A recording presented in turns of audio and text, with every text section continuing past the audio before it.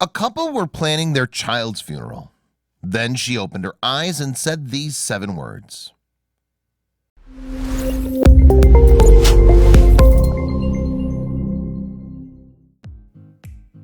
Although she'd valiantly fought cancer since the age of 4, Abby Furco was finally losing her battle. Tragically, doctors had given the youngster, who was still only 9 years old, just 2 days to live. And aware of the short time that they had left with Abby, her family gathered around her bedside in order to say their goodbyes. But just as it seemed that the little girl was ultimately succumbing to her illness, she opened her eyes and said something that took her parents' breath away. Abby lives in Virginia Beach, Virginia, with her mom, Patty, dad, Joe, older sister, Maggie, and little sister, Emily. And the girl appears to be much like any other child her age, with particular passions for summer camp, reading, and baking for her loved ones. Abby isn't quite so keen though on math, her most hated school subject. But getting to grips with algebra pales into insignificance when compared to what else Abby had to battle with. Sadly, you see, the youngster had been diagnosed with cancer in 2011 at the tender age of 4. In particular, Abby had an uncommon form of the disease known as Philadelphia chromosome positive acute lymphoblastic leukemia. And unlike many cancers, that particular variant cannot be treated with the usual chemotherapy drugs. Abby's prognosis didn't look good either. Much to her family's anguish, there was only a 20% likelihood of her pulling through. And Mom Patty recalled the moment that her life fell apart in a 2014 YouTube video for the St. Baldrick's Foundation, struggling to rein in her tears during her emotional testimony. Abby's mother said, "The day Abby was diagnosed will be in my mind forever. Dr. Wessler introduced himself as a hematologist-oncologist, and his first words were, 'Your daughter Abigail has leukemia.' And after that, I heard nothing else of what he said." Patty opened up about Abby's diagnosis too during a 2017 interview with People. Of that distressing period, the mom told the magazine, "We were devastated. We were basically told that Abby was going to die. There was very little hope." And Dad Joe gave his own take on the situation to the St. Baldrick's Foundation, saying, "We didn't know what to expect. It's not something that anybody could prepare for." Unfortunately then, family life was about to change dramatically for the Furcos. For starters, Abby would now spend most of her time in the hospital. And as she turned from 4 to 5 to 6, her life was consumed with trying to fight the cancer. Abby also had a bone marrow transplant and underwent experimental treatment, although always with her family at her side. Patty added to People, "We kept Abby surrounded by love because we knew at any moment we could lose her. There were moments we didn't know if she'd pull through. She had so many infections that could have ended her life. All we could do was watch her fight and try to get better." Recalling the challenging time in her life, in 2017, Abby would tell Portsmouth, Virginia-based NBC affiliate WAVY-TV, "There were lots of new and scary things to me, and I was only 4 years old, so I didn't understand most of this. I was still kind of new to even going in to get just like your normal kid checkups. It was super scary." But thankfully, after responding well to treatment, Abby got better in 2013, meaning she was finally able to return to normal life. And for one special year, she attended school, spent time with her friends, and went to soccer practice without having to worry about heading to the hospital. Just like other kids her age, Abby even signed up for the Girl Scouts. Cruelly though, this return to normalcy was relatively short-lived. Heartbreakingly, Abby's leukemia returned in September 2014, leaving her family with the prospect of losing their little one once more. And having Abby diagnosed with cancer for a second time felt like a particularly hard blow to the Furcos. Patty went on to explain to People, "As hard as that first diagnosis was, this one tested every ounce of our being."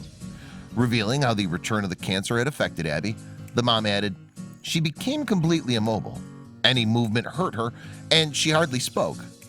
To add to that, an operation was on the horizon." In order to treat the leukemia, you see, it was decided that Abby needed a second bone marrow transplant. She therefore underwent the procedure at Lurie Children's Hospital in Chicago before transferring to the Duke Children's Hospital in North Carolina. Yet even following the surgery, Abby's prospects looked grim, as things took a devastating turn for the worse. Yes, following her transplant, Abby experienced a number of serious complications. In February 2015, for example, she contracted graft versus host disease, which occurs when white blood cells inside the donated bone marrow start to fight the transplant patient's normal cells. Terrifyingly, the condition's symptoms include skin blemishes, diarrhea, and harm to the liver. And the worries didn't end there. In May 2016, Abby's kidneys began to fail because of the procedures that she'd undergone to fight her cancer, leading to her being admitted to the hospital once more. But on this occasion, doctors had awful news. There was nothing more that they could do for the little girl. So Abby entered intensive care, needing dialysis around the clock. Abby's doctors warned Patty and Joe, in fact, that she would only survive for 2 days or so if taken off dialysis machine. And faced with the worst, the 10-year-old's parents began planning for her eventual passing. Patty later explained to People, "Doctors told us it was time to let Abby go, as she was only awake for like an hour each day. We began preparing our other daughters for her death, and so Patty and Joe made the no doubt agonizing decision to remove Abby from intensive care and bring her home." In the comfort of her own house in Virginia, Abby could live out her final days with friends and family. Her grandparents took a flight too, so that they could say one final farewell to their grandchild. And in the meantime, Patty and Joe began thinking ahead to Abby's funeral, choosing songs, flowers, and even a casket. Yet Abby was seemingly determined to cling to life with every fiber of her being. In 2017, Joe told Norfolk, Virginia-based CBS affiliate WTKR, "While we had dozens of people in the house, Abby found a moment of quiet one time, individually to both Mom and me, and said in a soft voice, 'I know I'm supposed to die, but I don't think I'm going to yet.'" Naturally, this period was especially difficult for Abby's sisters, Maggie and Emily, who were still too young to understand what was happening. In 2016, Patty told the Virginian pilot, "We just talked to the girls and told them that we would always be together, or at least our souls would be." But it was then that Abby did something that would surprise everyone. She came around. And not only that, she also started to get better. A delighted Patty told People, "We couldn't believe it. In a matter of days, weeks, and months, Abby started walking and getting stronger." It seemed then that Abby had defied the odds, a recovery that Patty would go on to label as an absolute miracle during her conversation with People. While speaking to the Virginia pilot, the mom added, "The doctors have no idea what happened. One of them told me that in over 25 years he'd never seen anything like it." Meanwhile, Abby's dad Joel told WTKR, "Medically speaking, Abby should not be with us anymore." Abby thumbed her nose at the medical profession in this respect and said, "Thank you for your opinion. I'll see you guys in a couple of months or a couple of years," and has been continuing on. Even Abby's doctor, Jacob Wessler, was shocked by the youngster's recovery. In fact, it had been his team that had told the Furcos to expect the worst. Wessler outlined the situation to People, saying, "Abby was very, very sick, and her body was shutting down slowly, and her organs weren't working correctly anymore, and every intervention was just making her worse." Wessler continued, "We told Patty and Joe that there was nothing else we could do. The only foreseeable outcome was that Abby was going to die. So we helped her get home for hospice care. But when we started backing off, taking away treatment so that Abby wasn't on so many meds, she started getting better all on her own." And while Abby's recovery had proven all the medical experts wrong, Wessler appeared to be happy to eat his words on this occasion. He said of his patient, "She's had ups and downs, but if she continues on this path, she's going to make us all look like fools. She's defied every single odd." Furthermore, while Wessler couldn't explain Abby's recovery in scientific terms, he speculated that the youngster's zest for life may have helped. And the girl's will to keep going was evident in the 7 little words that she told her parents after coming round.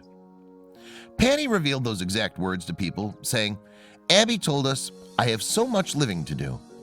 And following the stunning improvement in Abby's health, her family subsequently decided to take life by the horns. Patty added, "We've stopped asking why she's made this discovery and just started looking to her future."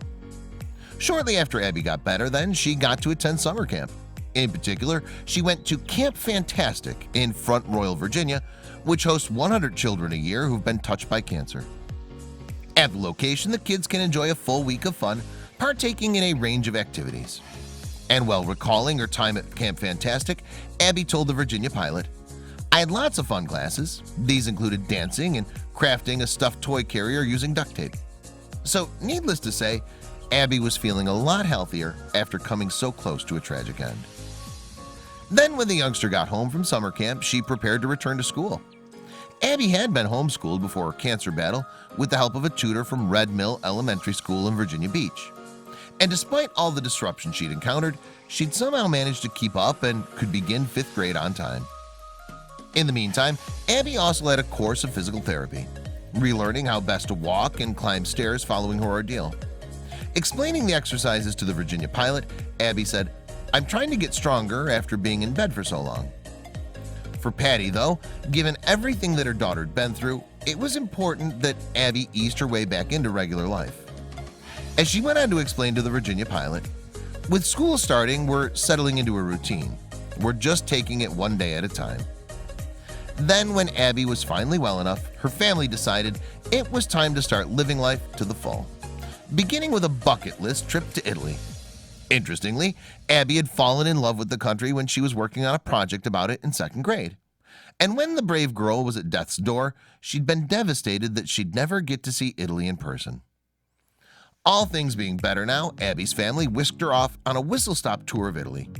The Furcos traveled the length and breadth of the country, in fact, stopping at cities including Naples, Venice, and Rome.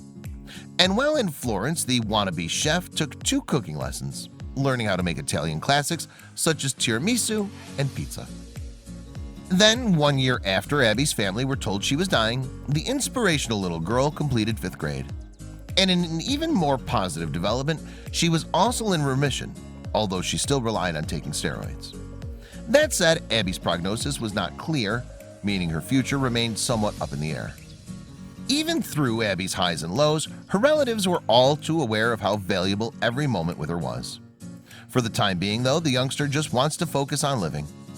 As Patty told people, Abby just wants to be a normal kid and hang out with friends and go to school. Her zest for life is just amazing. And given all that she's been through at a tender age, Abby was made an ambassador for the St. Baldrick's Foundation, an organization that aims to raise money required for research into childhood cancers. Still, Abby's life is now about much more than her illness. For starters, in May 2019, she appeared on stage in a school production of Annie Jr. In addition, she dreams of one day opening her own eatery, one in which she would be the chef. Revealing what gets her through her challenges, Abby told WAVY-TV, "You have to have that perseverance and positive mindset to know that you have to do it one day at a time, 1 hour at a time, 1 minute at a time, and 1 second at a time. You've got to take it slowly and hope that you can make it to tomorrow." With this attitude, it seems like the sky's the limit for Abby now that she's been given her future back. And as her family knows all too well, practically anything is possible when it comes to the determined little girl. After all, as her mom Patty put it to people, "We watched her die and come back to life. Now we're looking to the future."